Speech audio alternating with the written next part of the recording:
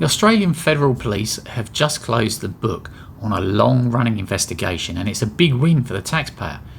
The final member of a Melbourne-based fraud syndicate, a 55-year-old woman from Whitsley, has been sentenced for over 7 years prison time. I've seen manslaughter terms not too different from that, but that's a different story. The 7 years brings the total jail time for the charged syndicate to 11.7 years. This wasn't just a one-off mistake, it was a teaching ring. This woman actually recruited and trained others in her community to siphon $800,000 away from the NDIS, Childcare Subsidies and Services Australia. It's good to see a successful action being taken. Stealing from the NDIS isn't a victimless crime. As the AFP pointed out, this money is taken directly from the care of vulnerable and disabled Australians to fund lifestyle choices for criminals. Seeing the principal offender get a combined sentence of over 7 years sends a clear message that the NDIS is not a bottomless ATM for fraudsters.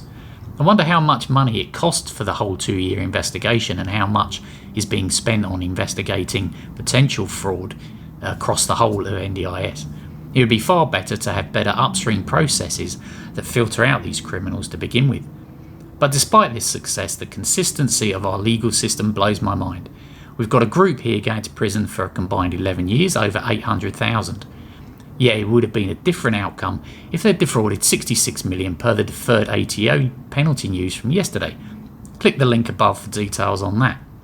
Remember that case, the 66 million tax liability that was stayed because paying it would cause extreme hardship?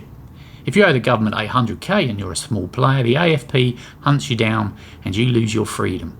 But if you owe 66 million, you get a Supreme Court stay and pay later pass. Maybe we're not doing so well when the weight of the law is inverse to the size of the debt. If you're going to rip off the system, the lesson seems to be make sure the number is big enough to be complicated rather than criminal. What do you think?